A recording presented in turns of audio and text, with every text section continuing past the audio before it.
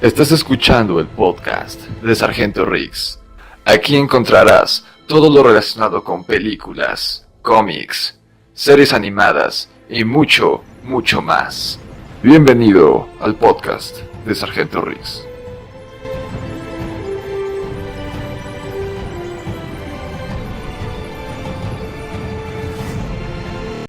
Hola, ¿qué tal, chaviza? ¿Cómo están? Bienvenidos al podcast de Riggs en nuestra tercera edición, que igual será una edición dividida en dos partes. Ya están arriba en Spotify y en YouTube. ¿Cómo decirlo? La remembranza de todo lo que tenemos del universo cinematográfico de Marvel hasta la fecha. Así que si ustedes están planeando ver Avengers Endgame, que fue todo, es todo ya un fenómeno cultural a nivel global en cuanto a la manera en que está hecha la película, el marketing más que nada, y cómo ha juntado ya 11 años de películas. Que van a culminar todos en esta historia de Endgame a finales de este mes. Incluso supieron aquí en México, salió la preventa de boletos de la función de medianoche, que si bien tengo entendido, si todo funciona como el año pasado, que las películas de Marvel por lo general, los grandes estrenos se estrenan los jueves, no los viernes como el resto de las películas.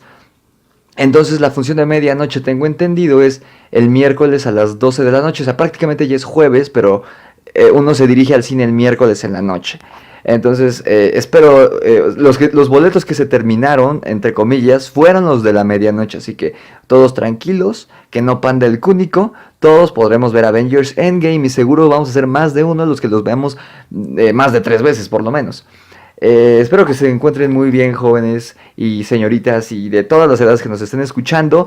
Recuerden que nos están escuchando en Spotify, pero también estaremos subiendo los podcasts al canal de YouTube de Sargento Riggs. Aquí abajo, si nos están escuchando en YouTube, aquí abajo en la descripción les dejo el link directo al podcast de Spotify para que nos sigan ahí. Ha tenido muy buena recepción las dos emisiones que hemos tenido las pasadas 2 semanas.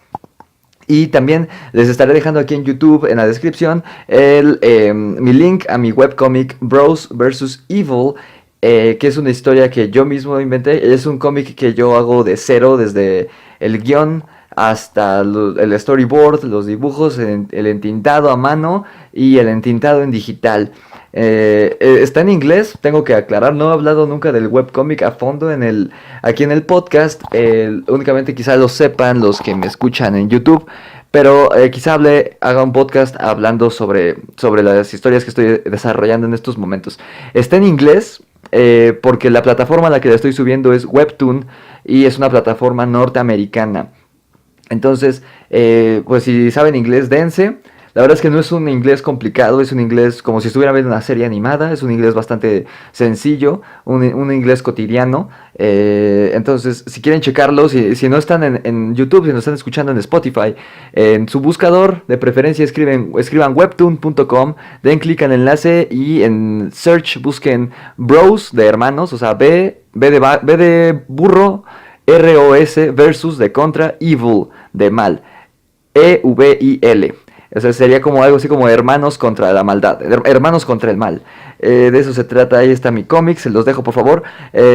Un pequeño anuncio, por lo general, al menos las 2 emisiones anteriores, las subí, fue una emisión dominical. Voy a tratar de estar subiendo estos podcasts los domingos por la mañana, mediodía más o menos. Solo que esta semana fue muy complicada en cuanto a trabajo, en cuanto a la escuela, me refiero, yo no trabajo. En cuanto a la escuela fue complicado, tuve muchas cosas que hacer. Entonces apenas anoche, casi a la medianoche, me puse a hacer la escaleta del podcast que estamos grabando. Ahorita yo lo estoy grabando el domingo a las 5:20 de la tarde. Espero que esté ya arriba este podcast el lunes, a más tardar el martes, pero gracias por su paciencia. El canal de YouTube, al menos esta semana no creo subir video, salvo este podcast editado para YouTube. Pero no crean que lo estoy descuidando. Sé que tengo por ahí uno que otro video pendiente que le debo a un suscriptor. Uno sobre series de superhéroes y otro sobre la saga de Depredador y de Los Hombres de Negro. Te debo varios, amigos, si me estás escuchando. No creas que se me olvidó, ahí están. Tengo algunos planes, otros videos planeados, pero le voy a dar prioridad a los tuyos. Espero poder grabarlos la siguiente semana, que ya estaré de vacaciones de Semana Santa. Yo únicamente tengo una semana de vacaciones, pero bueno. Ya fue una introducción bastante larga, así que vamos a empezar con esta primera parte de este especial en el podcast, que vamos a hablar de las eras de animación Disney.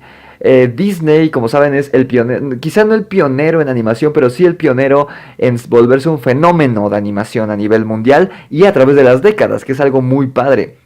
Y eso vamos a visitar hoy. Todas las etapas, todas las películas que ha sacado Disney, sus largometrajes más importantes que ha sacado desde el inicio hasta la fecha. En esta primera parte vamos a abarcar 3 eras de la época de Disney, que va desde los años 30 hasta finales de los 80. O sea que vamos a tener un pequeño viaje en el tiempo de 50 años, desde el primer largometraje de Disney, que fue Blancanieves y los 7 enanos, hasta la última película de la era de la decadencia, los que muchos le llaman la era de la decadencia en Disney. Así que si les parece, vamos a comenzar. Primero que nada, sabemos que el cine y los medios, tanto de comunicación y entretenimiento, siempre han sido un reflejo de la sociedad en la que son creadas sus obras más significativas. Es decir, últimamente, por ejemplo, en el cine animado de Disney, y no solo de Disney, también de Illumination, de Sky, de Sony, vemos que las temáticas de las películas tienen mucho que ver con las ideologías y las temáticas de las que habla la sociedad fuera del entretenimiento. Agenda sociopolítica, agenda cultural, agenda de mucho tipo. Por ejemplo, podemos ver la constante en las últimas películas de Disney de 3 años para acá, o más, yo diría ya de 6 años para acá, al menos desde que salió Frozen, que yo creo fue un parteaguas. La fórmula de las películas Disney en un 90%, hablando de las películas animadas y también en las live action, el protagonista está siendo una mujer, la heroína, o una niña, porque ni siquiera son mujeres, o sea, maduras, mujeres de mediana edad, sino casi son niñas. Lo vemos en el caso de Elsa y Anna con Frozen, lo vimos en A Wrinkle in Time, que no es una película que yo vi, pero fue base de uno de los polémicos comentarios de la favorita de este canal, Brie Larson, donde la protagonista es una niña afroamericana. En fin, tenemos Moana, tenemos... ¿qué otra película ha salido de Disney últimamente? Bueno, ya se viene Frozen 2, es decir, tenemos una agenda sociopolítica, y no solo en la animación, lo vemos con Captain Marvel, e incluso en Sony está este tema de la inclusión, teniendo a Miles Morales como protagonista de una película de Spider-Man por primera vez en mucho tiempo, que se estaba pidiendo. Miles Morales nació, me parece, en el año 2011 o 2012 en los cómics de Marvel, y ya lo estamos viendo pues muy poco tiempo después realmente, ni siquiera tuvieron que pasar 10 años para que lo viéramos en el cine y protagonizando una historia de Spider-Man. Entonces, por lo general, los medios son creadores de conciencia, modas e ideologías para la sociedad, pero muchas otras veces también ocurre el caso contrario, que los medios adoptan las ideologías y tendencias de la sociedad para contar las historias que nos encantan. Es decir, no se sabe bien a bien, es difícil definir si la sociedad es un reflejo de su cine y de otros medios, no solo el cine, sino también música, cómics, literatura, o viceversa. Todo va a depender de ahora sí que quién dé el primer paso. Por ejemplo, yo diría que esto de elegir a las protagonistas femeninas no fue una idea de Disney, no fue una moda que puso Disney, sino fue un movimiento sociocultural del feminismo que empezó a agarrar mucha fuerza, que no es un movimiento actual, y lo vamos a ver en este podcast y en el siguiente, la evolución del personaje femenino, de las princesas, particularmente, desde la primera, que es Blancanieves, hasta Bella en los 90s, Bella y Ariel, que ya hay bastantes años de diferencia entre la Sirenita y la Bella y la Bestia, hasta pues lo que vemos con Elsa, como qué tipo de personaje es, qué tipo de personaje es Moana, por ejemplo. ¿Qué personaje es Helena de Avalor, que es de una serie animada, la primer princesa latina, ¿no? Que muchos no la consideran porque es serie animada y no película, pero por lo menos de que ya está, y les tengo que decir que es un personaje muy, muy recurrente en los parques de Disneyland en cuanto a mercadotecnia. Te puedes encontrar muchas figuritas, muchos peluches de Helena de Avalor, así que no está tan dejada al lado como muchos creen. Pero bueno, hablando de Disney en particular, es la empresa de entretenimiento que fue la pionera en el cine de animación comercial, hablando de largometrajes. Siempre ha existido esta, no rivalidad como tal, sino sí rivalidad, una rivalidad sana, una competencia sana a nivel comercial de Disney y Warner, ¿no? Mientras Disney tenía sus historias de Mickey Mouse, que eran un poco más infantiles, un poco más blancas, que es la esencia que ha mantenido durante casi todos estos años. Por otro lado teníamos las animaciones de Warner, que vinieron un poco después con Bugs Bunny y el resto de los Looney Tunes, que son más satíricas, más crudas, más violentas. Tenemos también, por ejemplo, tuvimos en su momento Hanna-Barbera, cuando estuvo en su auge, con series como Tom y Jerry, como Scooby-Doo, que eran un poco más oscuras en el sentido de que ya tenían referencias directas a, por ejemplo, el uso de alucinantes. Muchos dicen que Shaggy se la pasaba drogado, de Shaggy de Scooby-Doo. No lo decían como tal, pero no tiene uno que dejar volar su imaginación demasiado para imaginarse ese tipo de cosas. Además del mensaje de Scooby-Doo, que era que el mal no está en forma de monstruos, siempre los malvados son las personas. Y es a quien le debemos de tener miedo, ¿no? La típica frase de no le temas a los muertos, sino a los vivos. También otras series como Los Picapiedra, que hablaba de series, de temáticas familiares, ¿no? En fin. Pero Disney fue pionera en el sentido de marketing. Algo muy parecido a lo que está haciendo ahorita con Marvel, por ejemplo. Marvel está revolucionando la manera de hacer cine, creando los universos cinematográficos, que ya fue tratado de ser imitado por Warner, con DC, que ya fracasó miserablemente. Trató de ser imitado por Universal, que prácticamente Universal ya tenía un universo cinematográfico en los años que serán 40, 50, 60, con sus monstruos clásicos de la momia, Drácula, el hombre lobo, la criatura de la Laguna Negra. Pero estuvieron como que en pausa durante muchísimos años y quisieron retomarlo con la película de la momia interpretada por Tom Cruise y falló. O sea, antes de despegar ya se había caído ese universo. Pero el punto es que muchos están tratando de imitar a Marvel. Pues Disney hizo lo mismo en su momento cuando Walt Disney fundó la empresa de animación The Walt Disney Animation Company en 1928. Después de establecerse como el animador número uno del mundo, gracias a su obra maestra Mickey Mouse, que es pues la mascota y una de las figuras más recurrentes en la cultura popular desde hace años, que es derivado del conejo Oswald, surgen las 7 etapas de animación de Walt Disney Company y a continuación revisaremos algunas de ellas. Pero bueno, como podemos ver, Mickey Mouse es todo un referente cultural de varias épocas. Mickey Mouse es atemporal, es algo parecido a lo que ocurre con, por ejemplo, Dragon Ball. Dragon Ball, que ahorita yo estoy revisitando toda la serie de Dragon Ball desde el inicio, o sea, desde que Goku es niño, que salió en el 83, si mal no recuerdo, el anime, no el manga, sino el anime. Porque ya quiero ver Dragon Ball Super, pero por ejemplo Dragon Ball es algo que de niño no me gustaba mucho, se me hacía un poco tedioso, a diferencia de Dragon Ball Z, que Dragon Ball Z es mágico. Algunos capítulos de Dragon Ball me parecían aburridos de niño por la temática, porque es distinto a Dragon Ball Z. Entonces ahorita que lo estoy revisitando, se me hace fenomenal como un personaje como Goku, como Krillin, que incluso al ser tan apegados a la cultura oriental, podrían considerarse anticuados en nuestra cultura occidental, ¿no? Principalmente para la cultura hollywoodense, que ahorita está muy de moda los antihéroes, ¿no? Y lo vemos, por ejemplo, con Johnny Lawrence de Cobra Kai, que ahorita acabo de ver el segundo tráiler de la segunda temporada que acaba de salir. Se ve buenérrima la serie. La primera es buenísima, esta primera temporada. Y ya se viene la segunda, muy próximamente. Y vemos qué tipo de protagonista es Johnny. Johnny es un antihéroe, es políticamente incorrecto, es agresivo, no es el típico héroe, no es un Boy Scout como Goku. También tenemos pues a Punisher, en la serie de Punisher interpretado por Jon Bernthal. Tenemos varios personajes que son así, Ricky Morty, muchos personajes que están de moda ahorita no son el típico Boy Scout.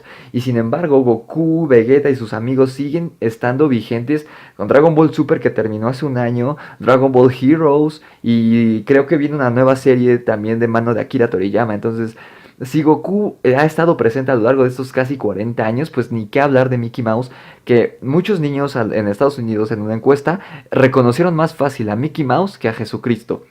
Entonces, ahí podemos ver la influencia que tiene este personaje en la vida cotidiana de las personas. Ya es parte de nosotros. Así que vamos a una pequeñísima pausa. Antes de iniciar con la primera era de animación que vamos a tocar hoy, la era dorada de Walt Disney. Vamos rapidísimo a una pausa, pónganse cómodos que este podcast va para largo.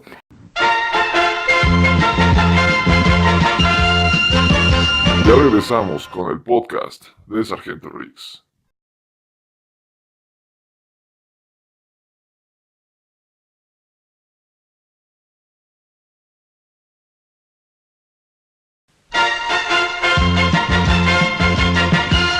Estamos de vuelta con el podcast de Sargento Riggs.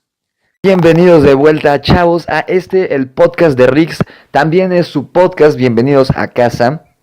Y retomemos donde nos quedamos. Ahora sí nos vamos con la gorda, como quien dice. Empezamos con la era dorada de animación de Disney, la primera era que vamos a revisar, que va de 1937 a 1942. O sea, como pueden darse cuenta, es en pleno inicio de la Segunda Guerra Mundial. Que recordemos que Estados Unidos no tuvo una participación fuerte en este conflicto bélico al inicio. Entonces, quizá al principio no hubo tanto problema a nivel social, cultural y político en Estados Unidos. Y es por eso que en 1937 se estrena el primer largometraje animado.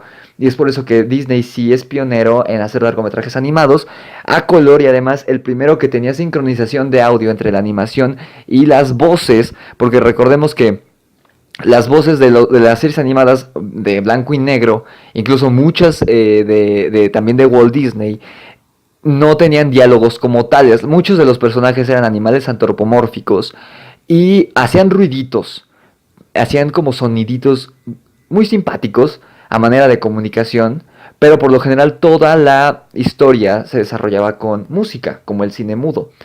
Y a base de la exageración de las caricaturas, por eso se llama caricatura. Pero ya tiene una sincronización de audio importante, porque toda la película tiene diálogos. Una película que en lo personal no es mucho de mi agrado, es un poco lenta. Sin embargo, es icónica simplemente por ser la primera en llegar. Y por ejemplo, las canciones de los enanos, de Aiho. Y incluso la canción que canta Blancanieves es muy presente en los parques de Disney. Por lo general, casi todos los desfiles y espectáculos en la noche abren con esa canción o con la de Peter Pan, que es la canción de Peter Pan de la estrella azul. No, de Pinocho, perdón. Es el himno de Disney. Y perdón, tuve que hacer una pequeña pausa. Pero bueno, en 1937 se estrena Blancanieves y los 7 enanos. Es la primera obra animada, no solo en sincronizar el audio, sino también en emplear la cámara multiplano para generar una ilusión de tridimensionalidad. Esto de la cámara multiplano era cómo se animaba anteriormente. Ahora la animación se hace casi toda por computadora, incluso los dibujos. Muchas series animadas son desarrolladas en dibujo digital, es decir, con una interfaz, una especie de tableta especializada que es muy sensible al tacto con el lápiz táctil, valga la redundancia, donde se hacen los dibujos y posteriormente se les da color, y una vez terminado este proceso de coloreado, se anima.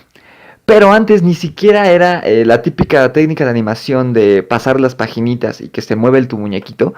Antes lo que hacían era, en los acetatos, se hacían los dibujos y se ponían en una especie de acetatos de plásticos transparentes, y el único trabajo que las mujeres tenían en la compañía de Walt Disney en ese entonces era el de iluminar.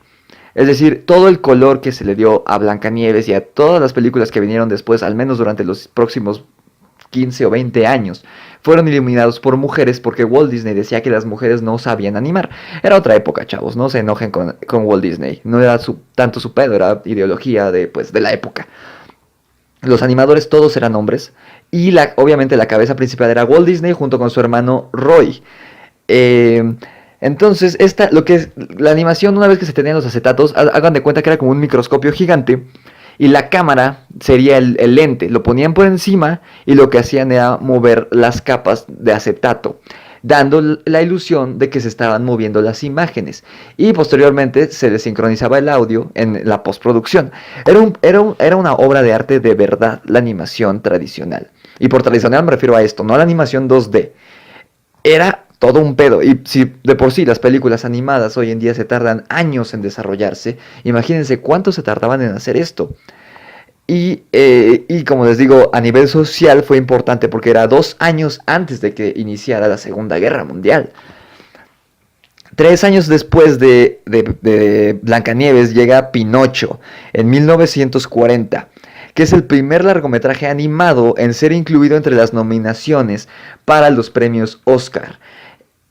Un orgullo, un honor que también tuvo La Bella y la Bestia en el año del 91, me parece. De ese hablaremos hasta el siguiente podcast, en la era del Renacimiento, en los años 90. Pero Pinocho, obviamente no existía una categoría de mejor película animada como ahora, que este año pues sabemos que ganó Into the Spider-Verse y se me hace fenomenal esa película, de verdad se lo merecía. Esa película es genial, mucho mejor que Los Increíbles 2. Pero bueno, es el primer largometraje animado en ser incluido entre las nominaciones para los premios Oscar a mejor película, porque les digo, no había una categoría de mejor película animada, porque no había otras películas animadas que compitieran. Y ganó de dos Óscares en la categoría de mejor banda sonora y mejor canción original, que es esta de La Estrella Azul, que posteriormente se volvió el himno de Disney. O sea, cuando ustedes ven una película de Disney y sale el castillo animado, que ese castillo también tiene una evolución muy padre. Pasó de ser 2D en puro azul claro y azul oscuro, luego era gris, luego ahorita ya desde el 2007 creo es animado en 3D, en CGI, con un fondo padrísimo, que te recuerda mucho a Disneyland, la verdad, ese castillo. La musiquita que suena cuando inicia las películas de Disney, esa es la canción de Pinocho, y se volvió un himno a raíz de esto. Y también las canciones en general de Pinocho son muy buenas. O sea, mi favorita es la que canta el honrado Juan cuando se lleva a Pinocho, se lo lleva a la mala vida y lo convence de no ir a la escuela. Para mí esa es la mejor canción de Pinocho, pero todas las demás son muy buenas. Y aquí una particularidad que tiene en Latinoamérica es que el doblaje latino está hecho en Argentina. Y es, al menos de las que yo tengo recuerdos ahorita, es la única que no tiene doblaje en México como el resto. Blancanieves está doblada en México, incluso Cenicienta. Todavía había un problema legal hace unos años con la actriz que dio vida a Cenicienta en la primera edición que hubo en los 60s, creo que salió Cenicienta. Ahorita la vamos a revisar en unos minutos. Se llama Evangelina... No creo cómo se llama, es una actriz de telenovelas que me parece todavía está en TV Azteca. Un día es una señora muy grande, pero había un problema que ella estaba demandando, que no le pagaban regalías por haber sido, pues, de las primeras Star Talent que dio vida a Cenicienta. Si ustedes escuchan ya una versión remasterizada, incluso por ejemplo de La Bella Durmiente, ya son otras voces. No son las que llegamos a ver muchos de niños, las originales. Ya tienen voces modernas. Pero al menos esto de Pinocho le dejaron el doblaje argentino, e incluso tienen el acento argentino, no hablan como che boludo y este rollo, pero sí, o sea, por ejemplo, el niño que conoce a Pinocho en la isla de los niños se llama Polilla, y dice Polilla, no dice Polilla, o sea, sí tiene el doblaje argentino. Bueno, para mí eso es algo relevante. Sigamos, ese mismo año se estrena Fantasía, que es un proyecto experimental de Disney en el que se animaban segmentos musicales empleando diferentes piezas de música clásica, temas ya existentes. No había diálogos, al menos que yo recuerde, no había diálogos hablados en la película de Fantasía. Muchos, a lo mejor, si no les suena Fantasía, seguramente han visto 2 personajes y 2 escenas icónicas de la película Fantasía. Una, este demonio gigante color negro, ojos verdes, que es una animación muy oscura, no a nivel estético, sino a nivel de trama. Es un demonio que está recogiendo las ánimas en la noche, porque es cuando es The Hunting Hour, es la hora de los demonios. Está fenomenal, véanlo en YouTube, busquen Fantasía segmento del demonio. Tiene un nombre el demonio, e incluso aparece en varios proyectos de Disney posteriores. No sé si recuerden House of Mouse, que era una serie animada que había en Disney Channel hace como 15 años, que era Mickey Mouse, que tenía una especie de club, una especie de cafetería gigante, donde iban todos los personajes de Disney y pasaban cortos animados, pero como que entre segmentos, entre cortos, había segmentos donde los personajes interactuaban entre sí, y era muy padre, por ejemplo, ver en una mesa sentados, no sé, a Scar y a Gastón platicando, o a la Bestia y a Peter Pan. O sea, estaba muy padre, era un concepto muy chido que deberían retomar ahorita. Pero bueno, lo más característico de esa película, de ese largometraje, es el Mickey Fantasmic, que es el Mickey vestido de brujo, que además de que es característico en Disney, en los parques de Disneyland es todo un icono, tiene su propio show de Fantasmic. Ves los peluches, yo tengo mi peluchito de Mickey Fantasmic que me compraron al año, cuando tenía un año, cuando fui a Disney World por primera vez, y ahí lo tengo ya todo viejito, ya empolvado. Pero en su época de estreno, esta película fue un fracaso. Y es entendible, porque la verdad es que a mí de niño me aburría mucho fantasía. Fue hasta que crecí un poco más que supe valorar la obra de arte que es, no solo por la especie, el tipo de película que es, sino por el valor que tiene comunicar algo sin diálogos, únicamente con la música y la animación, y más que nada por atreverse a hacer algo distinto. Algo que no fuera un cuento de hadas, como lo fue Blancanieves o el mismo Pinocho. Era diferente, con temáticas diferentes como esta del demonio, donde había magia, donde habían personajes que no eran princesas, que no habían hadas, no eran cuentos de hadas. Eso es lo que aplaudo mucho de fantasía. Y con los años, les digo, se volvió un clásico. Y tuvo su secuela incluso casi 60 años después, que fue Fantasía 2000. Que esa sí no me gusta, la verdad, tengo que admitir. Perdió mucho de su encanto, pero a tal grado se volvió ahora sí que de culto entre los fanáticos de Disney, que tuvo su secuela 60 años después.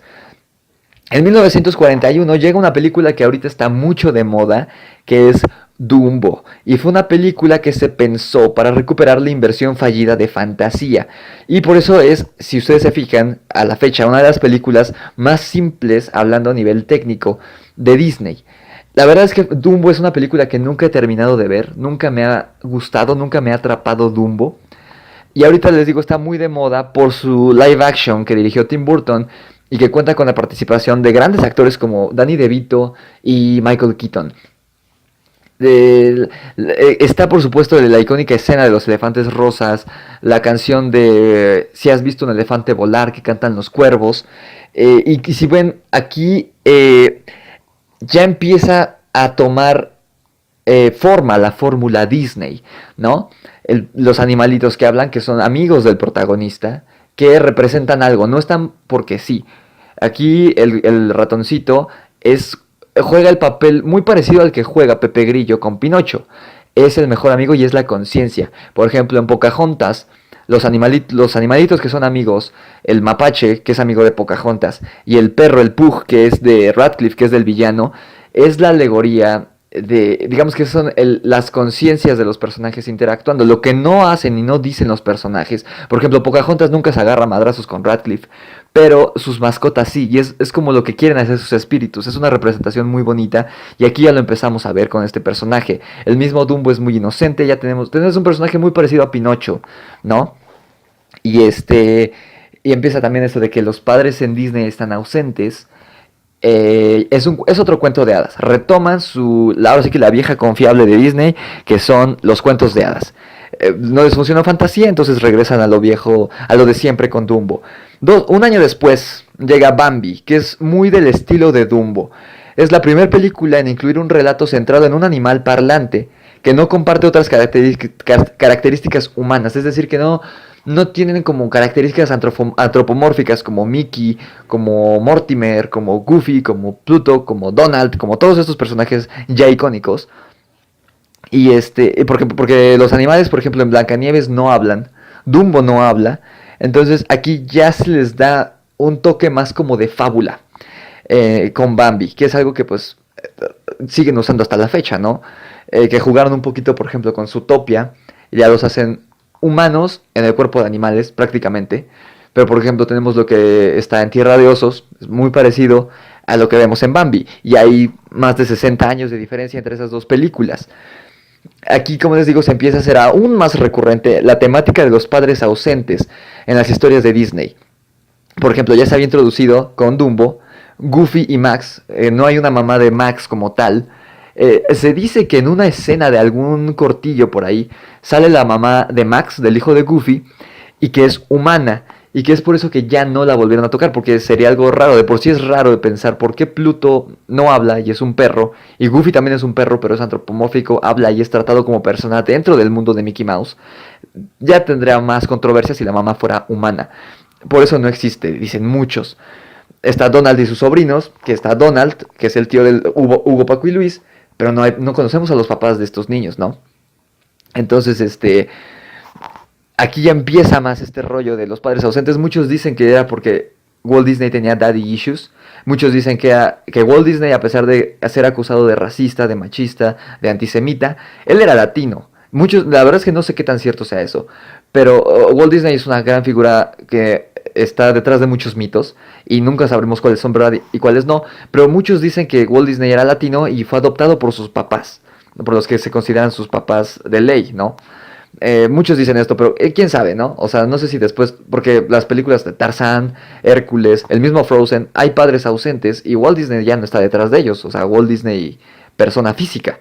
No sé si es por mantener la esencia de la compañía o qué sé yo, pero el punto es que los padres ya no están ausentes en las historias Disney.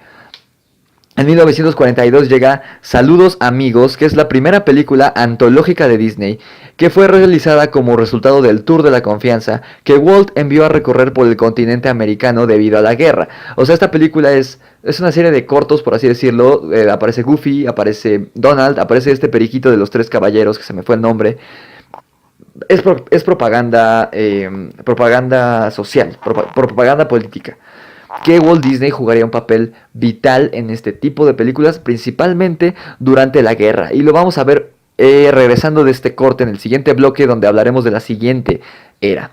Y no solo en esa, sino también más adelante en los 60s y en los 70s. Pero pónganse cómodos, si ya se les acabó el café, el refresco, el helado, las palomitas, vayan al refil y regresen. Yo haré lo mismo. Ahorita nos vemos, chavos.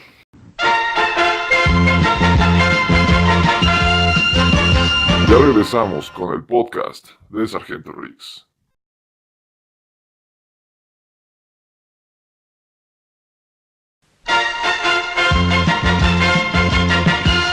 Estamos de vuelta con el podcast de Sargento Riggs. Bienvenidos de vuelta, chavos, a el podcast de Riggs. Yo soy Riggs y estamos hablando, si nos acaban de sintonizar, es que no creo, ¿verdad? Porque nadie pone un podcast a mitad de la duración. Estamos hablando de las eras Disney. Ya hablamos de la era dorada y la era dorada. Y nada, solo la era dorada. Fueron muchas películas, sentí que fueron dos. Que es previo a la Segunda Guerra Mundial. Y aquí es donde hay algunas de las películas más icónicas, de las clásicas de Disney, que fundamentaron Disney como estudio de animación y como empresa de entretenimiento. Y lo vemos, les digo, el tema de Pinocho de la Estrella Azul es el himno de Disney cuando empieza una de sus películas actuales. De Blancanieves, pues ni se diga, hay juegos en todos los parques de Disney, está la montaña rusa de los enanos, está el viaje de Blancanieves, está una versión nueva que está en el Disneyland de Shanghái, que está increíble, que es con animatrónicos de vanguardia, padrísimo. Si no lo han visto, busquen en YouTube. Atracción Snow White and the Seven Dwarfs, Shanghai Disneyland. Está genial. Y también hay otras películas un poco no tan conocidas, como la última que revisamos antes del corte, Saludos Amigos, de 1942. En 1943 empieza la siguiente fase de Disney, que se conoce como la era empaquetada, que va de 1943 a 1949. Es decir, en pleno auge de la Segunda Guerra Mundial. También se conoce como la era en tiempos de guerra, ya que Estados Unidos se unió al conflicto bélico en 1941, 2 años después de que iniciara la guerra, como muchos saben, y muchos animadores se alistaron en el ejército. No solo animadores, saben que, por ejemplo, Elvis Presley, que era un ícono, el ícono más grande a nivel cultural de música, de cine, se enlistó en el ejército en la Segunda Guerra Mundial. Así que los animadores de Disney no fueron la excepción. Es por eso que las películas de esta era fueron en su mayoría antológicas, con el fin de abaratar costos de producción, ya que eran los animadores, digamos, clase B, los que se quedaron en el estudio. Y lo que ocurrió en el resto del mundo, en otros trabajos normales, como producción de, no sé, zapatos, producción de comida y todo esto, como los hombres estaban en la guerra, las mujeres entraron al quite y comenzaron a trabajar, algo que no habían hecho hasta ese momento. También muchas mujeres se metieron directamente al proceso de animación, algo que no era común antes de esto. Como les mencioné antes, ellas únicamente coloreaban los cuadros que hacían los animadores. Muchos de nosotros conocemos estas animaciones en forma de cortos que se transmitieron en años posteriores, por ejemplo en Disney Channel, que salieron en formato de DVD, en antologías, incluso perdiendo su título original, incluso por supuesto en el formato de VHS que nos tocó a muchos ya el último aire del VHS. Y algo muy simpático es que haciendo el recuento de los temas, de los títulos de estas antologías, me recordé uno que me llamaba mucho la atención, que era uno donde Mickey y Minnie tienen que ir al cine, y Minnie está esperando a Mickey en el cine, y Mickey pasa por toda una travesía para llegar al cine, y llega con la ropa rota, mojado. Pluto le tiene que ayudar, olvida los boletos, Pluto es el que le lleva los boletos al final, en fin, la típica historia de Mickey y Minnie. Ese corto, que es parte de uno de los que les presentaré a continuación, yo lo vi en una antología de cortos que, con un título diferente, en el 2001-2000, en un VHS que renté en Blockbuster, y ese mismo corto lo volví a ver hace un año, que fui a Disney World, en el autobús que nos llevó, en el autobús de los hoteles de Disney, que nos movió del aeropuerto de Orlando al hotel de All Star Movies. Ahí volví a ver ese corto después de que más de 15 años, y es algo muy bonito y es algo particular de esta era en particular. No hubo historias grandes en estos años de 1900, ¿qué les dije? 1943 a 1949, no hay historias icónicas. No hay un Pinocho, no hay una Cenicienta, no hay una Blancanieves. Todos son cortos animados que juntaron en una antología y lo sacaron con algún título llamativo. La primera es Victory Through Air Power de 1943 y es una película documental animada sobre la aeronáutica y su uso en la milicia. Una vez más, al igual que la última película que checamos de la era anterior, de Saludos Amigos, es propaganda pro guerra, pro Estados Unidos, que Walt Disney supervisó personalmente. Es un documental que habla sobre la Fuerza Aérea. Es un poco aburrido. Yo sí no recuerdo dónde, pero buscando imágenes sí lo llegué a ver. No me acuerdo si vi cortos en YouTube o si lo llegué a ver de niño. Es aburrida porque está narrada en forma de documental y pues como niño la verdad es muy aburrido. Ves las típicas escenas de los documentales, las aves americanas volando de los aeropuertos de guerra, de los puertos aéreos bélicos, de la milicia, obviamente norteamericanos, pero en caricatura, con la típica animación de Disney, con los aviones gorditos. No tienen caritas ni nada de eso, no son aviones tipo Cars, pero sí tienen la animación Disney, son gorditos, parecen como si fueran de goma, como si fueran indestructibles, ¿no? Disney produjo esta cinta para que sirviera también como propaganda moral para el público. Algo muy parecido a lo que hizo con las famosas... bueno, se hicieron famosas a raíz de que el internet tuvo su auge y salieron a la luz como muchos secretillos oscuros de Disney y de muchas otras empresas. Las máscaras antigas con forma de Mickey Mouse que salieron en esta época y en la época de la Guerra Fría. Eran máscaras antigas porque se temía una guerra bacteriológica.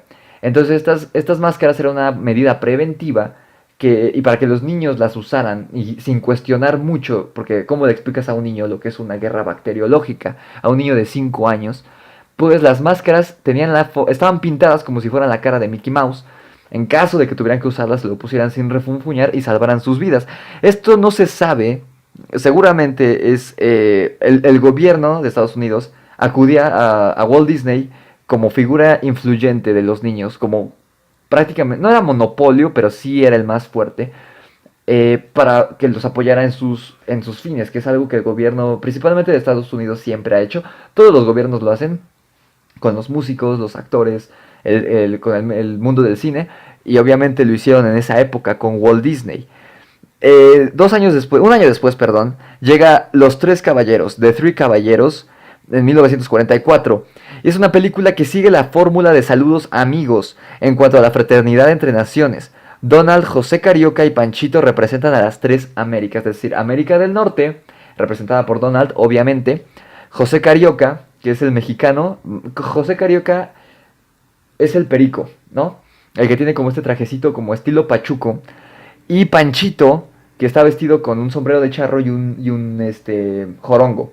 Si mal no si no estoy mal en los nombres, si no inviertan estos dos últimos, a mí en lo personal me parece aburrida. Junta un poco de animación con live action. Esta película solo la vi una vez, a los 13 años creo, que la agarré por coincidencia en la tele, en Canal 7 creo, en las mañanas, que es, los que no sean de México, es televisión abierta. Es una película muy aburrida porque es una especie de documental. Es como si han llegado a ver el corto de Donald en el País de las Matemáticas. Es algo así, pero con música. Visitan algunos países, me acuerdo que incluso visitan Acapulco, aquí en México.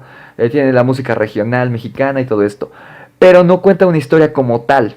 Simplemente es una especie de, pues sí, de propaganda, una especie de propaganda de agentes de viajes con los personajes de Disney y ni siquiera con los más icónicos. Sin embargo, estos tres personajes de los tres caballeros son recurrentes en ocasiones en los parques de Disney. Me acuerdo hace de 3 años que fui a Disneyland. Aparecen tanto ellos como una de sus canciones en el desfile de Philharmagic, creo que es. Es uno de los desfiles de día. Pero el punto es que están presentes, aunque no mucha gente, seguramente mucha gente no lo conoce. Y los que los conocen no son sus favoritos. Nunca he conocido a alguien que me diga que los tres caballeros son sus personajes de Disney favoritos. Pero están presentes. Después, en 1946, llega Make Mine Music. Esta la verdad es que no la conozco. Es una película antológica creada con 10 diferentes segmentos animados y musicales reciclados o nunca antes presentados como cortometrajes. Es decir, a lo mejor un corto que fue realizado, fue producido por los animadores de Disney y por X o Y circunstancia no llegaron a ser proyectados en el cine, porque recordemos que la animación hasta estos años seguía siendo exclusiva del cine, no había televisión, así que las animaciones tanto de Disney como de Warner, es decir, de Mickey Mouse y Bugs Bunny, se iban a ver al cine, no en la televisión, no en ningún otro lado, únicamente en el cine. Entonces, alguno que no haya llegado al corte final, digamos que eran los rechazados, era el Suicide Squad de Disney, ¿no? Por ejemplo, checando las imágenes, porque no encontré el corto como tal, checando imágenes de los cortos que pertenecen a este título, el único que se me hace familiar es el de Pedro y el Lobo, que es la versión de Disney, que se incluyó en los DVDs de las fábulas de Disney, que no sé si muchos de ustedes recuerden, si son de México, del DF, podíamos encontrar en los puestos de periódicos a inicios de los años 2000. Eran DVDs que no costaban más de 50 pesos, eran originales con licencia de Disney y todo. Era una campaña que era, les digo, los repartían en los puestos de periódicos. Y llegabas al puesto de periódicos y estaban en el blister de cartón los DVDs que traían 3 o 4 fábulas de Disney. Algunas con personajes, por ejemplo, estaban los 3 mosqueteros, estaba Lambert, el león cordero, estaba el rey Midas, estaba este de Pedro y el Lobo. Habían varios, estaba incluso ahí se incluía el de Donald en el País de las Matemáticas. Es el único que yo conozco, la verdad es que es muy desconocido para mí este título. En 1946 llega Song of the South o La Canción del Sur, que seguramente si han estado en YouTube checando cosas de Disney controversiales, esta encabeza la lista, esta película de La Canción del Sur. Es controversial por el racismo que hay en esa cinta. Mezcla acción real con animación al estilo, o sea, como que el antecedente a Roger Rabbit, porque la acción real que mezclan con los tres caballeros, nunca interactúan los dibujos animados con las personas. Interactúan como que, os da cuenta, están grabando la playa de Acapulco y está de fondo. Y en frame of frame están los dibujos animados. Pero nunca hay una interacción con personas. Aquí sí. Y es lo que hay, por ejemplo, en Roger Rabbit o en Mary Poppins. Pero es extremadamente racista porque utiliza todos los estereotipos del afroamericano sureño, campirano de esa época en Estados Unidos. Es muy racista. A lo mejor muchos no lo han visto, no saben de qué les hablo, googleenlo si lo quieren buscar. Song of the South, La Canción del Sur. Pero muchos otros seguramente lo conocerán a partir de lo que les voy a decir ahorita. Los personajes de la icónica Splash Mountain, de la montaña rusa acuática que está tanto en Disneyland, en Los Ángeles, como en Walt Disney World, en Orlando, el zorro, el oso, los conejos que salen en esa montaña rusa como animatrónicos son los protagonistas de esta película. De aquí salieron, no son exclusivos de la atracción, como por ejemplo Small World. No hay una película que hable de Small World, pero sí están estos de la Canción del Sur, son los de Splash Mountain. E incluso el protagonista afroamericano, el humano real que no es animado, ni siquiera fue invitado a la premiere de la película por su color de piel. A tal grado estaba el racismo en esos años en Estados Unidos, en plena Segunda Guerra Mundial. Y Disney ha tratado de retirar todas las copias de circulación, pero pues en la era en la que nos encontramos, la era digital, es imposible hacer esto. Entonces pues muchos conocemos esta película. Y además pues como nunca van a poder borrarla por completo porque está en la montaña rusa de Splash Mountain, que ya es un icono de los parques de Disney. Después, en 1947 llega otro título llamado Fun and Fancy Free, que sería algo así como diversión y elegancia libres, de 1947. Presenta dos historias animadas junto con la participación de Luana Patten y el ventrílocuo Edgar Bergen. No sé quiénes son, no conozco este título. Incluye la versión de Jack y las habichuelas mágicas con Mickey Mouse, Donald y Goofy. Esta seguramente lo han visto. Lo pasaron muchas veces en Disney Channel. Yo lo vi en estos DVDs de las fábulas y creo que está en YouTube. Es un corto muy particular, muy característico de Disney, muy icónico, conocido entre los verdaderos fans de Disney. Entonces, de esto se trata. Este título incluía la versión de Jack y las habichuelas mágicas con Mickey, Donald y Goofy. Un año después, en 1948, llega Melody Time, Tiempo de la Melodía, que sigue el mismo estilo planteado por Fantasia, pero en este caso empleando música folclórica ligada a la conquista del oeste, jazz y samba en lugar de la música clásica. O sea, es como un Fantasía pero actualizado, ¿no? Como popular. Y está muy enfocado al público norteamericano porque los protagonistas son vaqueros gringos, ¿no? Entonces, la verdad es que conozco, ya que vi las imágenes, sí ubico a los protagonistas o sea, ahora sí que de vista. No sé cómo se llaman y no he visto la película, la verdad. Entonces no tengo mucho de qué hablarles de ella.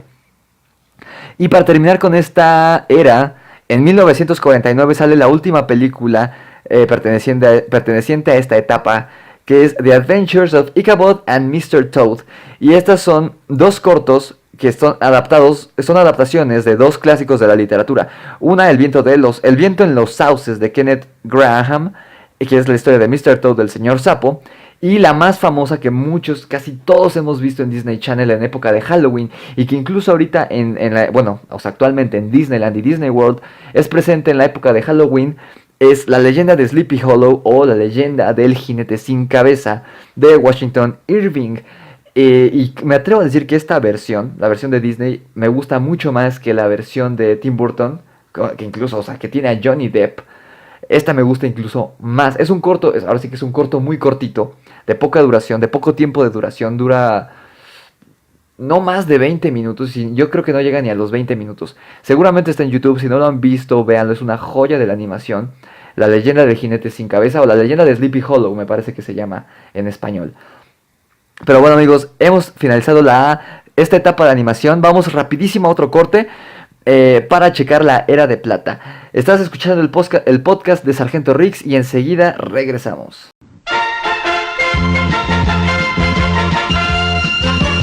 Ya regresamos con el podcast de Sargento Riggs.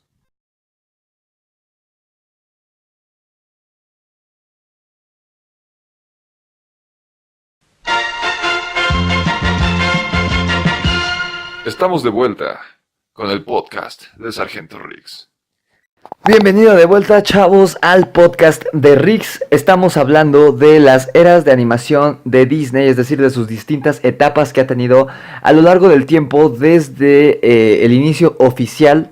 Si bien no estamos hablando desde la fundación de Walt Disney Animation Studios, desde 1928, donde están muchos cortos animados, el icónico Mickey Mouse en blanco y negro, que estaba manejando el bote, el timón del bote mientras chifla. Eso no se cuenta aún como una etapa. Estas etapas de animación inician en 1934, Perdón, en 1934, como estuvimos revisando anteriormente, con el estreno de Blancanieves, perdón, en 1937 con el estreno de Blancanieves y los Siete Enanos. Ahorita vamos a la Era de Plata, que ya es un poco más actual, seguramente es la etapa que le tocó a nuestros padres o incluso a nuestros abuelos, la Era de Plata de 1950 a 1967. Como pudieron ver en la época anterior, en la era empaquetada como la conocieron, fue un limbo a nivel artístico en cuanto a la narrativa. Seguramente habían muchas manos ni muchas mentes detrás de estos cortos que de la etapa anterior, pero ninguno es un icono realmente. Quizás son conocidos, por ejemplo, la versión de Jackie y las habichuelas con Mickey Mouse, el corto de Sleepy Hollow, pero realmente nada de esa época se volvió icónico.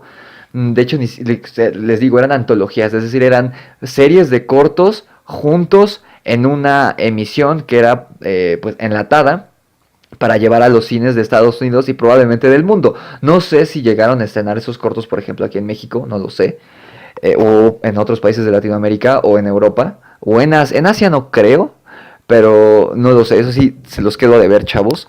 Pero por lo menos en Estados Unidos fue una época, pues digamos, un poco oscura, un limbo, les digo, cultural, un limbo artístico. Porque aparte había mucho detrás de esto, había mucho interés político por parte de Walt Disney y el ejército de los Estados Unidos, y pues la verdad es que también la gente no estaba interesada en qué iban a ir a ver al cine, ¿no? Era una época de mucha incertidumbre por la guerra, donde muchas familias estaban rotas, y que muchas se quedaron rotas porque los papás o los hijos mayores o varones se iban a pelear a la Segunda Guerra Mundial, ¿no? A matar a los nazis, ¿no? Como lo vemos en Hacksaw Ridge de Mel Gibson, o en la misma Capitán América, el primer Vengador, ¿no? Era la ideología que tenían muchos gringos de vamos a matar a los nazis. Pero después de este relajo cultural y político que hay, llega la Era de Plata de Disney, que va de 1950 a 1967, también conocida como la Era de la Restauración o la Era de la Posguerra. Esta era se caracteriza no solo por volver a las grandes producciones y con los animadores de clase A, es decir, los mejores de Disney, sino también por ser muy innovadora a nivel visual en busca de darle un carácter propio a cada película. Y la verdad es que lo logran. Y aquí es donde surgen los primeros clásicos, verdaderamente íconos de Disney. Empecemos con Cenicienta, Cinderella, en 1950. La primera en presentar fondos ricos en detalles precisos, además de incluir un estudio anatómico que vuelve muy realistas los movimientos de sus personajes, hablando de los personajes humanos. Por ejemplo, comparemos Blancanieves, que es la primera princesa de Disney, con Cenicienta. Los fondos de Blancanieves, quizá a excepción de la escena opening, con los... bueno, no es la escena opening, pero la escena de los enanos, mientras cantan la canción de I-Ho, que están en las montañas, y el del bosque macabro donde Blancanieves se pierde. Sin contar esos dos, los fondos de Blancanieves son muy parecidos entre sí y por lo general tienen tomas, tienen close-ups, tienen tomas muy cercanas para que la audiencia no tenga que ver al fondo y por tanto no prestar tanto atención a los fondos, al cielo, a los arbolitos, a la casita y todo esto, y poner toda la atención de los animadores y de las iluminadoras y todo esto en los personajes. La verdad es que sí hacen un muy buen trabajo, por ejemplo, con el cazador. El cazador es un personaje que tiene mucho detalle a nivel de animación, a nivel, o sea, de dibujo, de coloreado. Blancanieves, por ejemplo, Blancanieves, los enanos y la bruja, no cuando es reina, sino cuando es bruja, sí son un poco inaccurate a nivel realista. No son tan realistas, especialmente los enanos. Se supone, o sea, no sabes si están hablando de enanos, de personas con enanismo, si son duendes o qué son, pero por ejemplo, Tontín ni siquiera parece humano.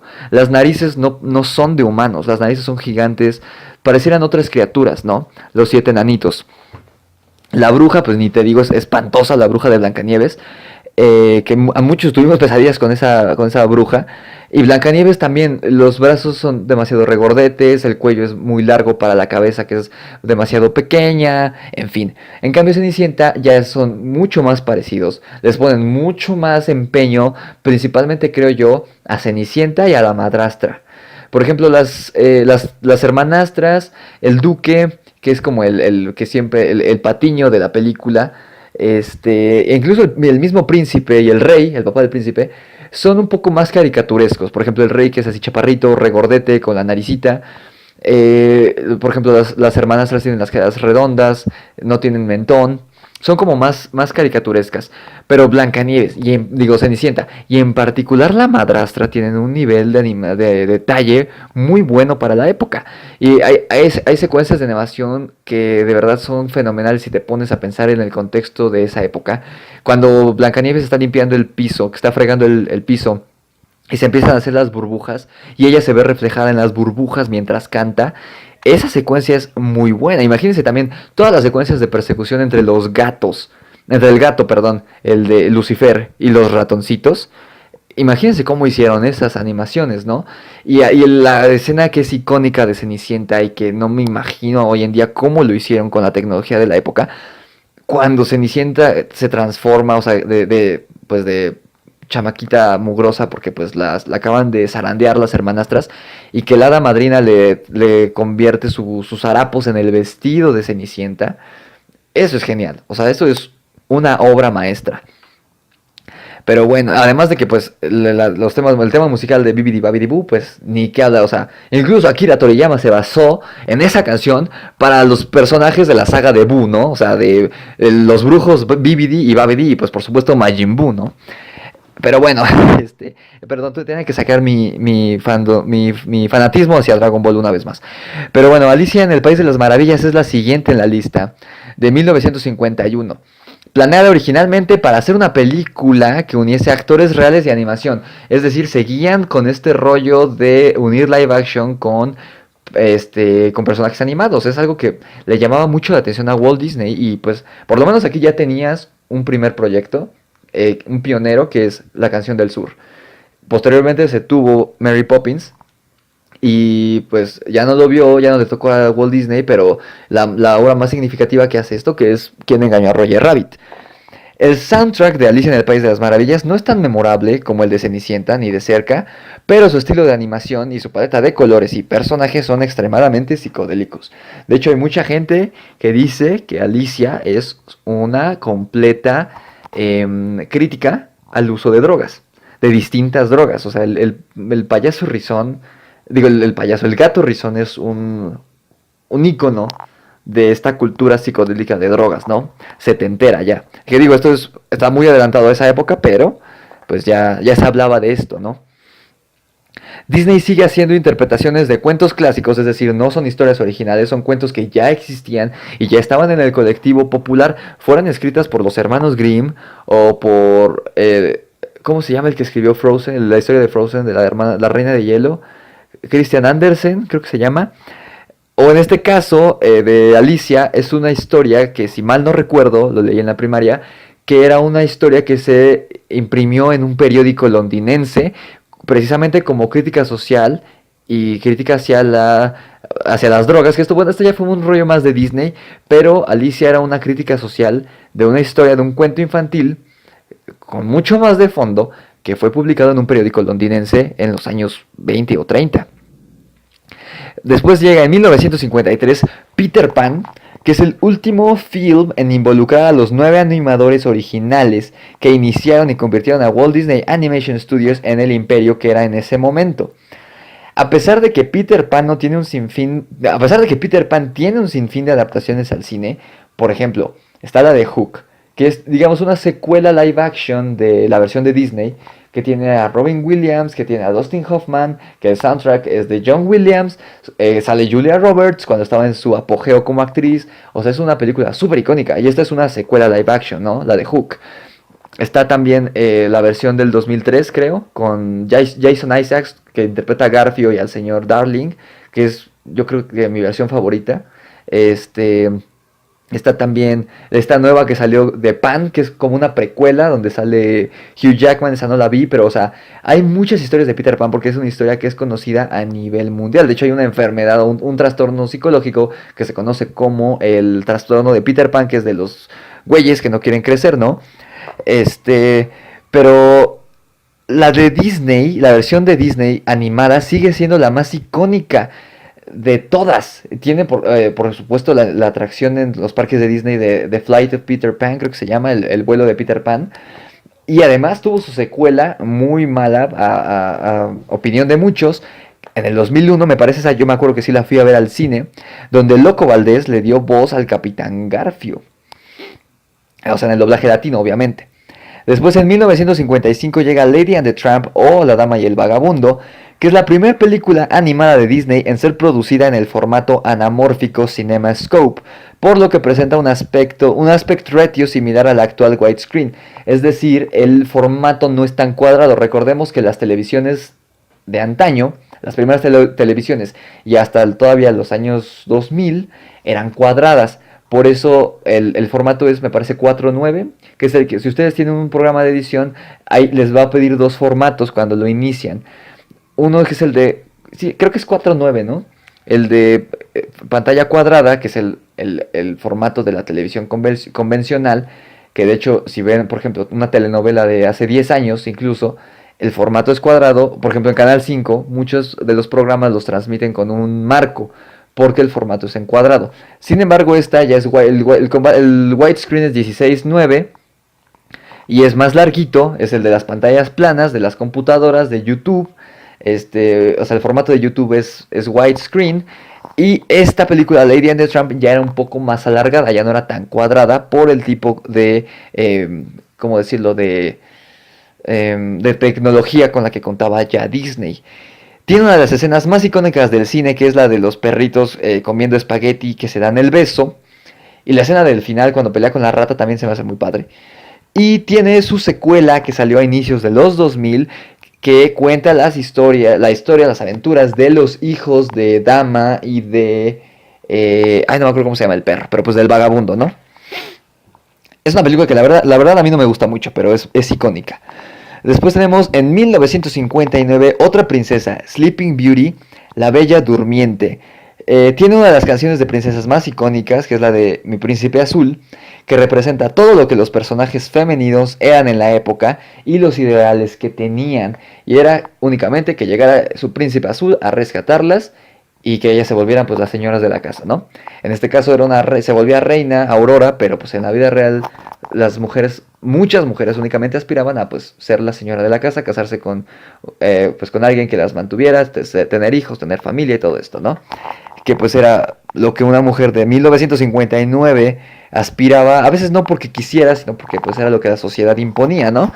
Pero lo padre de esta película quizá no es tanto la narrativa, porque de hecho es muy aburrida en el sentido de que pues que Aurora se la pasa dormida todo el segundo acto y la gran mayoría del tercer acto de la película. Pero lo interesante es la paleta de colores, que es como más oscura en comparación con lo antes visto. Incluso desde la escena opening donde Maléfica llega al salón del reino, donde está Aurora de bebé y están los reyes, los colores no son tan llamativos y tan bonitos como por ejemplo en Cenicienta o en Pinocho o en todas las de antes, ¿no? Esta es más oscura, incluso la escena final cuando Maléfica se transforma en dragón y pelea contra el príncipe Felipe. Este verde, ¿cómo llamarlo? Un verde neón. Es muy parecido al verde que aparece en la canción de Scar, de Be Prepared, de Listos Ya, en español latino, en El Rey León. O sea, desde aquí ya tenemos nos estaban imponiendo ya que este color verde neón era de maldad. Que incluso, por ejemplo, también usaron en Anastasia, con Rasputín, que es el villano, usa también estos colores. Es como que se le atribuye a la magia oscura, la mezcla de negro, morado, amarillo y este verde neón. Les digo, son utilizados en Anastasia, en El Rey León, incluso en la de La Princesa y el Sapo. Eso es yo creo es lo representativo de esto. Además la secuencia del final, cuando ya está bailando Aurora con el príncipe y que las hadas madrinas están cambiándole el color del vestido. Wow, o sea, eso es algo genial, ¿no? Después, en 1961 llega 101 Dalmatians o 101 Dálmatas, que es la primera película producida empleando el proceso Xerox de copia de múltiples imágenes para representar los diferentes cachorros dálmatas. O sea, esto ya es más actual, ya se parece mucho más a lo que hacemos actualmente con el formato de capas, tanto en diseño, o sea, en animación, en edición de video, incluso en tintado de cómics, que por ejemplo la aplicación que yo utilizo para entintar cómics funciona con el mismo concepto de las capas, ¿no? Aquí ya se tiene, en 1961 Disney ya contaba con esta tecnología. Es tan icónica que tuvo su secuela, Perdidos en Londres, a principios de los 2000, y su serie animada que también te pasaban en Disney Channel unos años antes, e incluso cuenta con dos versiones live action. Obviamente la versión live action de la primera película y una secuela de esta misma live action que nada tiene que ver con la secuela animada, donde Glenn Close, una gran actriz que estuvo nominada al Oscar este año, ¿no? Interpreta a Cruella de Vil. Y también tenemos al Doctor House, al actor que interpreta a Doctor House, a Hugh Laurie, que es uno de los lacayos de Cruella de Vil, al actor que interpreta al papá de Ron Weasley. En la segunda sale el primer señor fantástico, Ian Gruffudd. O sea, sí tuvo cierta importancia ahorita yo creo que ya está olvidada los 101 Dálmatas por mucha gente, pero al menos en los 60 fue una gran aportación de Disney, ¿no? 2 años después llega en 1963 La Espada en la Piedra, que fue la última película en salir al mercado antes de la muerte de Walt Disney. Walt Disney, recordemos, murió en 1966. Es muy rara en su narrativa, o sea, siempre es el típico camino del héroe, pero esta vez literalmente el héroe se tiene que transformar en una ardilla, en un pájaro, en un pez, y el mentor es bastante peculiar. No es una figura sabia, o sea, bueno, sí es sabia, el personaje de Merlín es sabio obviamente, pero es medio menso, ¿no? Es algo diferente a lo que habíamos visto, al típico mentor, ¿no? O sea, Merlín de Disney es completamente distinto a Gandalf del Señor de los Anillos, ¿no? Por ejemplo, o a Obi-Wan de Star Wars. No es el típico mentor, es un mentor lleno de fallas y tenemos un héroe de corazón puro. Y recordemos que esta historia de La Espada en la Piedra está basada en un supuesto personaje que sí existió. Muchos dicen que es un mito, muchos dicen que es real, Merlín y el rey Arturo. Muchos lo toman como historia, muchos otros dicen que es un mito. Pero esto pues es un poco extraño. La crítica no recibió bien a la película y no sé si muchas generaciones actuales la conozcan. A mí me gustaba mucho de niño, la verdad. Y en 1967 llega la última película de esta fase, El Libro de la Selva, una adaptación más. Como ven, hasta ahorita no hay ni una historia original, ni un guión original de Disney. Todas son adaptaciones de historias populares que Disney compraba los derechos. En este caso, El Libro de la Selva es una antología muy famosa, de un escritor hindú, me parece. Debido a la caída de las acciones de Disney tras la muerte de Walt, esta película tuvo que rehusar diseños y esquemas de animación aparecidos en otras obras. Y por ejemplo, el Baloo es el mismo que el de Robin Hood y el pequeño John, nada más le cambian el color, ¿no? Muchas animaciones, por ejemplo, de secuencias de baile están reutilizadas, ¿no? Cuando está bailando Mary, se llama, la novia de Robin Hood, un reciclaje de una secuencia cuando Blancanieves está bailando con uno de los enanos, con Tontín. Y muchas cosas así, ¿no? Aquí en México esta película se hizo icónica porque Balú es doblado por el legendario Tintán y su canción de Lo Más Vital es un icono aquí en México. O sea, ¿quién no conoce? Puedes tener 40 años o puedes tener 20 o puedes tener 5 años y conoces la canción de Lo Más Vital porque además de que es muy pegajosa y es muy buena y es un lema de vida que todos deberían seguir. De verdad, yo la sigo y en verdad eres más feliz con buscando solo lo más vital. La verdad es que es muy buena y creo que mucho tiene que ver Tintán, ¿no? O sea, con lo que Tintán significa en el contexto cultural en México.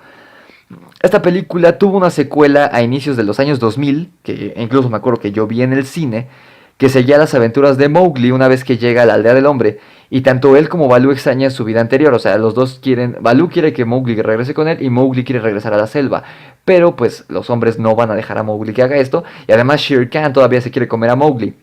A pesar de que hay tantos años de diferencia en la vida real, pues el libro de la selva 2 toma lugar unos meses después de la primera película.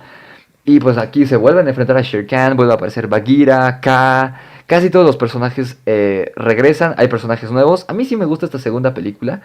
Y incluso también, no sé si les tocó, y tengo un video de los primeros que hice en mi canal sobre series animadas y secuelas de Disney que quizá no recordaban y olvidé meter esta. Espero hacer una nueva edición. Hay una serie animada del Libro de la Selva que pasaban en Disney Channel, de la versión de Disney, y se llamaba El Librito de la Selva. Es noventera, por la animación se ve que es noventera.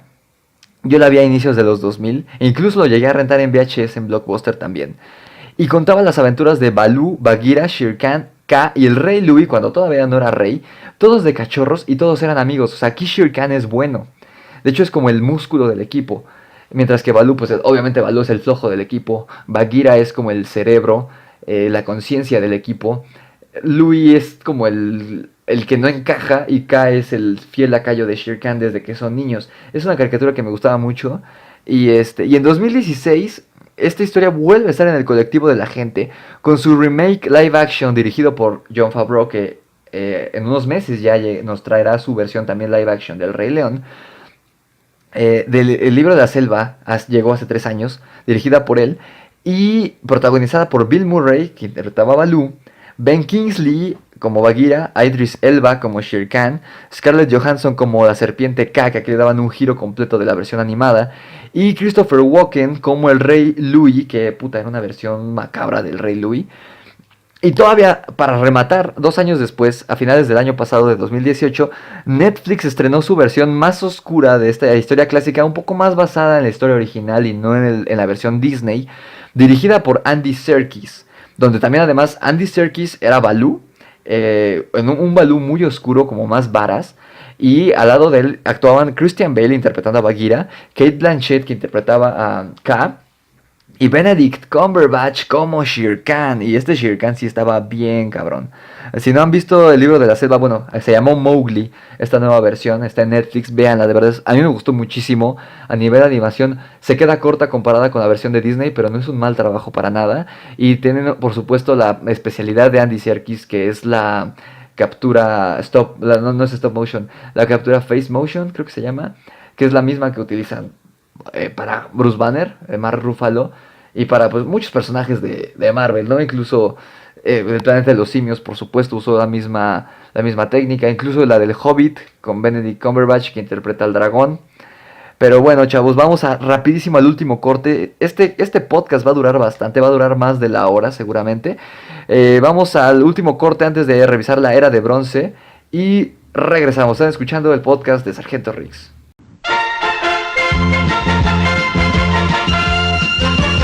Ya regresamos con el podcast de Sargento Riggs.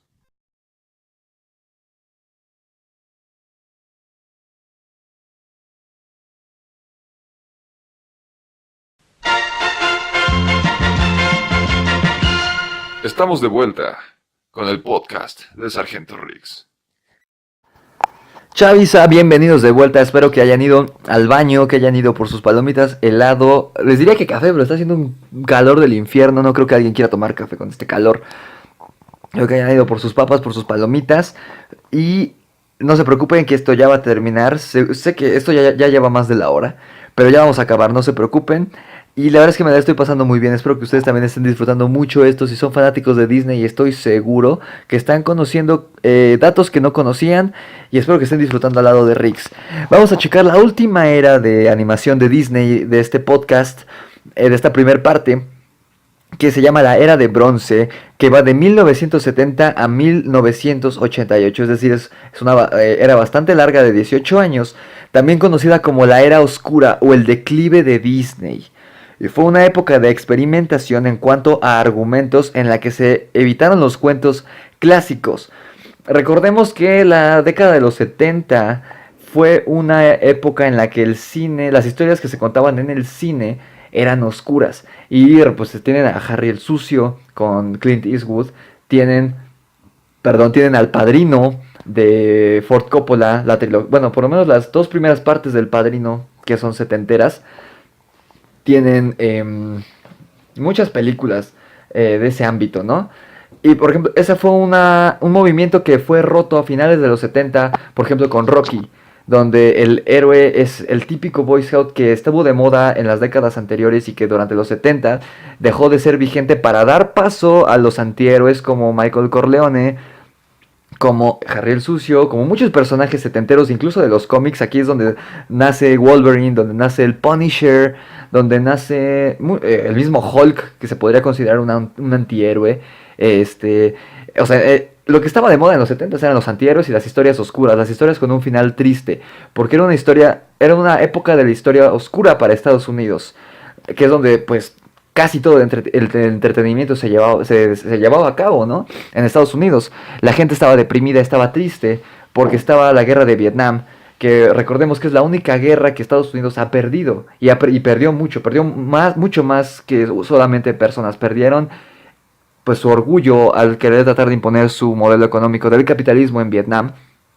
Y perdieron, o sea, era una época muy oscura, además de que debido a la época post-Vietnam había muchas personas, veteranos de guerra, que llegaron pues mal de la cabeza, mal de sus facultades mentales, que llegaron adictos a la cocaína y a muchas otras drogas que utilizaban estando en Vietnam para pues poder llevar esa vida tan difícil de asesinar niños, de asesinar inocentes, de hacer cosas que uno no hace en sus 5 sentidos. Llegó gente muy mal, llegó gente, les digo, mal de sus facultades mentales, adictos a la droga, la delincuencia había subido mucho, había mucha desigualdad social y mucha desigualdad económica. Aquí es donde nacen muchos movimientos de lucha social, como las Panteras Negras, que luchaban por los derechos de las personas afroamericanas. Y pues era una guerra, dejaron de pelear la guerra en Vietnam para traer la guerra a las calles de Estados Unidos, de muchas ciudades, como Nueva York, como Chicago. Y pues por lo mismo las historias de esta época en Disney también eran relativamente más oscuras comparada con lo que veníamos viendo con la Cenicienta y todo esto, ¿no? Aquí llega, por ejemplo, en 1970 Los Aristogatos, The Aristocats, que no es una historia oscura como tal, es la primera película de ficción animada de larga duración con un guión enteramente original por parte de Walt Disney Company. La idea inicial era producir esto en formato live action y supuestamente, seguramente desistieron de esta idea porque era difícil amaestrar a tantos animales, porque no solo salen gatos en Los Aristogatos, además de que salen cachorros, los protagonistas son los cachorros, y salen perros, sale un caballo, sale un ratón, salen gansos, salen muchos animales que pues seguramente era un problema amaestrar tantos animales, ¿no? La música en esta época es cada vez menos presente si lo comparamos con las películas de las princesas. Cada vez es menos presente. Por ejemplo, aquí en Los Aristogatos la única canción que me viene ahorita a la mente es la de Los Aristogatos, el tema de Los Aristogatos. En 1973 llega Robin Hood. Esta película fue una de las que se barajó junto con Blancanieves para volverse un largometraje en los años 40. Pero en los años 30, 40, ¿no? Pero Walt archivó el proyecto al no encontrar un héroe adecuado para esta cinta. Recordemos que Robin Hood también es un personaje mitológico, que era el típico, es un personaje bueno, es un ladrón que le roba a los ricos para dárselo a los pobres. Entonces era una historia un poco complicada de contar en ese sentido, no es una historia muy infantil que digamos, si lo pueden ver en la versión con Kevin Costner, la versión de los 90, ¿no? Esto de archivar la historia le pasó a muchas películas, como por ejemplo a La Bella y la Bestia y La Sirenita, que estaban planeadas para hacerse en la época de Blancanieves también, y pues salieron hasta los 90, y muchas otras historias. El Planeta del Tesoro, que le revisaremos más adelante en el siguiente podcast, estuvo enlatada, o sea, la idea estuvo en pausa, creo que desde los 90, ¿no? No es cierto, desde los 80, El Planeta del Tesoro. Y lo mismo le pasó a Robin Hood. La decisión que terminaron tomando fue utilizar animales antropomórficos y darle un tono más infantil, por ejemplo, al villano, al rey Juan, se llama, ¿no? El león, sin melena, para que fuera una historia más adecuada para los niños. Pero hay escenas violentas, ¿no? La escena en que aparece, supuestamente muere Robin Hood y sale del río, el sombrero flotando, su sombrero con una flecha clavada. Sí, hay violencia en esa película. Luego, hasta 1977 tenemos la siguiente película, es decir, del 73 al 77 no hubo largometrajes por parte de Disney. Y llega The Many Adventures of Winnie Pooh.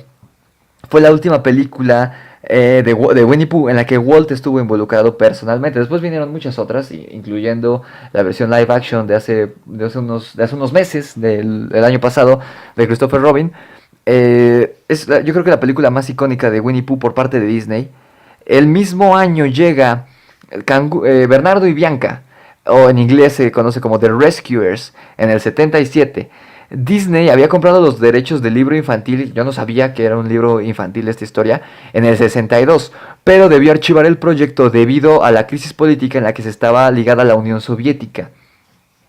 Aquí en esta película ha sido muy recurrente en YouTube, en redes sociales, la escena subliminal donde van como en un carrito huyendo Bernardo y Bianca, y hay una mujer desnuda. En uno de los cuadros podemos ver una mujer desnuda. Y esto a diferencia, porque también se dice que hay mensajes subliminales en La Sirenita y en El Rey León, y ya se aclararon que pues no, que no estaban malintencionados, y la verdad sí, o sea, eso se ve que no era un mensaje subliminal, de verdad fue algo que la gente malinterpretó, pero para evitar controversias Disney lo quitó en las versiones posteriores, al igual que esta mujer desnuda en Bernardo y Bianca, con la diferencia que la mujer desnuda de Bernardo y Bianca sí está confirmado que es real, o sea, esto sí fue con mala intención de algún animador, desconocen de quién, pero sí estuvo puesto ahí con saña, perdón. Entonces, pues sí, esa es una película que a mí en lo personal no me gusta. Nunca me gustó Bernardo y Bianca, se me hace aburrida. Pero pues está aquí, ¿no? Y tuvieron que pasar 4 años para la siguiente cinta, hasta 1981 con El zorro y el sabueso, The Fox and the Hound. Fue la película más costosa de Disney hasta esa fecha. Aquí también la violencia una vez más está muy presente, tenemos disparos, tenemos amenazas por ejemplo, cuando la viejita le quiere disparar al dueño de Toby con la escopeta, hay violencia, atropellan al perro, a Jefe, lo atropella el tren, la pelea con el oso al final, entre el zorro y el sabueso, que hacen equipo por última vez y pelean contra el oso, está cañona esa escena, cuando están Todd y la zorrita que se vuelven como novios, los está persiguiendo Jefe y Toby y su dueño, y se meten como a una madriguera, y Jefe, el señor, el cazador, echa paja y le empieza a prender fuego. O sea, eso está muy cañón, eso es algo que no veríamos, yo creo, en una película de Disney actual, ni siquiera en una película animada de otro estudio, ¿no? Tiene un gran mensaje y muchas alegorías de pues de estos amigos que están destinados a ser enemigos a pesar de lo que ellos quieran, ¿no? Que muy parecido a de lo que habla el niño del pijama de rayas, ¿no? Por ejemplo, la escena donde la viejita deja todo en el bosque, siempre que la veo lloro, siempre, está muy triste. Tiene algunas canciones, una canción que recuerdo ahorita, la de Si amigo sabes ser, creo que se llama. No son icónicas, pero son buenas. Y tenemos a Mickey Rooney y a Kurt Russell en el elenco, que son estrellas Disney, que posteriormente, al menos Kurt Russell, pues hizo mucho cine de acción. Kurt Russell en películas de Disney al menos lo pueden ver en Super Escuela de Héroes del 2006 más o menos, y más recientemente lo vimos en Guardianes de la Galaxia Volumen 2 interpretando al papá de Star-Lord, a Ego. Pero también, o sea, es un icono de acción de los años 80, pero empezó como niño Disney. Y Mickey Rooney es uno de los viejitos que sale en Una noche en el museo, que acaba de fallecer hace poco. También tiene una secuela de los años 2000 que es malísima, y les recomiendo que se permanezcan lo más alejado posible de esa secuela, que ni siquiera es precuela, se desarrolla, se supone, en el periodo en el que Todd y Toby todavía son cachorros, antes de que Toby se vaya de cacería y regrese ya como un perro grande, ¿no? En 1985 tenemos una que es muy controversial, que es Black Cauldron, o El Caldero Negro, que es una que a mí me gusta mucho. Y se planeaba que fuera la primera de una saga de varias películas, al estar basada en una serie de novelas. Yo no sabía esto de que estaba basada en una serie de novelas, El Caldero Negro, pero se le considera como uno de los mayores fracasos de Disney, y es que es la película que yo considero que está más alejada de la fórmula Disney. De hecho, si tú la ves y no sabes que es de Disney, no crees que es de Disney. Es muy oscura, tanto a nivel estético como a nivel de trama. Tiene un villano que de verdad da miedo. No es como el villano de Robin Hood caricaturesco. No es como la villana de Cenicienta, que es una madrastra, pues que es ojete, pero no es mala. O sea, no creo que fuera capaz de asesinar. Este villano es un Sauron, o sea, es el Sauron de Disney. No me acuerdo cómo se llama. El Rey Negro, creo que se llama. Es el Sauron de Disney. Está muy cañón. Pero la animación es genial, de verdad es muy buena la animación. No hay canciones, no hay ni una sola canción. Y es lo más parecido que tendríamos al Señor de los Anillos. Hay una versión animada del Señor de los Anillos que es también, no sé si es setentera o es ochentera, y esto se le parece mucho. Y la historia es el típico camino del héroe, es el Señor de los Anillos. La historia, si no la han visto, todavía hasta hace un año estaba en Netflix, espero que esté. Si no, de verdad vale la pena que la busquen y la vean si son fanáticos de Disney. La historia va de un reino, el típico reino medieval encantado, donde el personaje principal, no me acuerdo cómo se llama el personaje principal, pero es el típico bonachón menso, ¿no? El típico jovencito que quiere aventuras, que tiene a su mentor que es un mago. Él es un aprendiz de mago, de brujo, y tiene su vida normal, ¿no? Él tiene que cuidar a una cerdita. Y él refunfuña y dice, ¿por qué mi trabajo consiste en cuidar a una cerda, ¿no? O sea, una cerdita, literal, un puerquito, hembra. Y un día secuestran a la cerdita y se supone que la cerdita muestra el futuro y por eso es de tanto interés para el villano de la película. Y se va a ver obligado a tener que buscarla. Pero hay criaturas que... Hay una que dicen que es un duende, pues parece como un perro antropomórfico con una voz horrible. En doblaje latino la voz es horrible. Está un poco pesadillesco y es de los buenos. Uno de los, pues el que es la mano derecha del héroe. Obviamente está la princesa que también tiene que salvar y es parte del equipo. El villano da mucho miedo, el rey negro, y el ayudante del rey es como un duende feo, deforme, verde. Está muy raro, pero es una película muy buena. Bueno, a mí me parece buenísima y les recomiendo que la chequen si no la han visto. Después en el 86 llega The Great Mouse Detective o Policías y Ratones, como la conocimos aquí en Latinoamérica. El éxito de taquilla de esta película permitió a Disney comenzar la producción de ¿Quién engañó a Roger Rabbit? Junto con Amblin. Vincent Price está en el papel del villano. Vincent Price, que es un icono del cine de horror, que incluso tiene una participación en el video musical de Thriller de Michael Jackson de la Milwaukee, antes de que fuera la Milwaukee, como la voz que habla. La voz en off que aparece en el video musical de Thriller es la voz de Vincent Price. También aparece en El joven Manos de Tijera y en un sinfín de películas de terror. Y aquí él interpreta al villano, a esta rata musculosa. No me acuerdo cómo se llaman los personajes de esta película, la vi pocas veces. Pero algo de resaltar es que el guion es de John Musker y Ron Clement, que son las leyendas que nos han traído las mejores películas de Disney, incluyendo La Sirenita, Hércules, El Planeta del Tesoro e incluso Moana. O sea, estos dos güeyes son las bases argumentales de Disney. Yo creo que son lo que John Lasseter fue para Pixar, ¿no? Hoy día lo podemos ver desde el 86. Y finalmente, para cerrar esta era de declive de Disney, en 1988 llega Oliver y su pandilla. Se trata de una adaptación libre de Oliver Twist de Charles Dickens, algo parecido a lo que se hizo con El Rey León, que es hacer los personajes animales antropomórficos o por lo menos parlantes.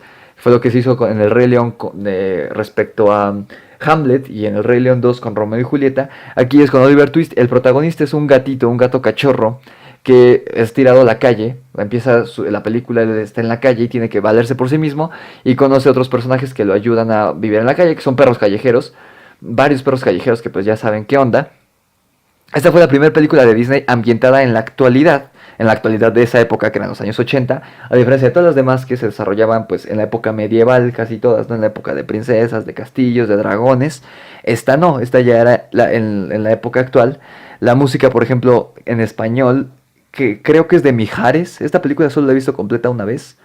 La canción es de Mijares. La canción de opening la que canta el perro principal, el que es como el mentor, el que juega el papel de mentor de Oliver, es muy buena, como muy noventera ya. Es muy violenta y cruda. O sea, y cruda me refiero a las temáticas que tocan. Aparece, o sea, está el vagabundo, el personaje del vagabundo, que es como el dueño de los perritos que rescatan a Oliver. Hay un gángster, o sea, el villano principal es un mafioso que mata gente y es un humano. Está presente la diferencia social, o sea, la diferencia económica de los personajes. Por ejemplo, está Penny, que es la niña que se encuentra a Oliver más tarde en la película y es rica, tiene sirvientes, vive en una casota. Y está por otro lado el vagabundo, que no tiene nada, pero tiene a los perros. Y está el mafioso, que es el villano de la película, con sus perros, que son unos Doberman, y son como que los que tienen que enfrentar a los personajes animales. Es muy buena esta película, la verdad. Aunque solo la he visto una vez, es buena. Es se toca la delincuencia, hay muy poca música, hay un poco más, que, por ejemplo en el Caldero Mágico no hay, les digo, no hay ni una pieza musical, aquí hay una o dos, pero por lo menos ya como que empezaban a retomar otra vez el camino de la fórmula Disney. Y es una película que es muy parecida a Todos los perros van al cielo. En cuanto a temática, en cuanto a colores, en cuanto a la animación, la forma, el diseño de los perros, de los animales que salen ahí son muy parecidos, a pesar de que la otra es de Warner, la de los animales, Todos los perros van al cielo, perdón.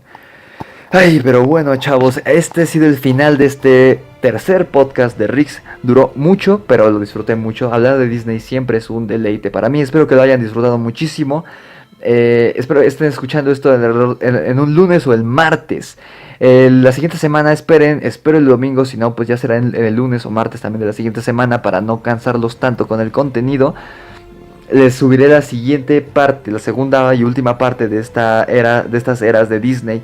Espero ya poder subir los videos que quiero a YouTube. Les recuerdo, eso lo están escuchando en Spotify y también en YouTube. Si están escuchando en YouTube, aquí abajo en la descripción les dejo el link al podcast en Spotify, a mi webcomic de Bros vs Evil, que también ya debe estar, para cuando estén escuchando esto, ya debe estar la cuarta entrega arriba en Webtoon. Webtoon.com, si están escuchando en Spotify, en Webtoon.com, en buscar Bros vs Evil, hermanos contra el mal, y denle seguir y chequen los que tengo hasta ahora. Sin más que decir, yo soy el Sargento Rix, me despido de ustedes, nos vemos la siguiente semana en otro podcast y que la fuerza los acompañe.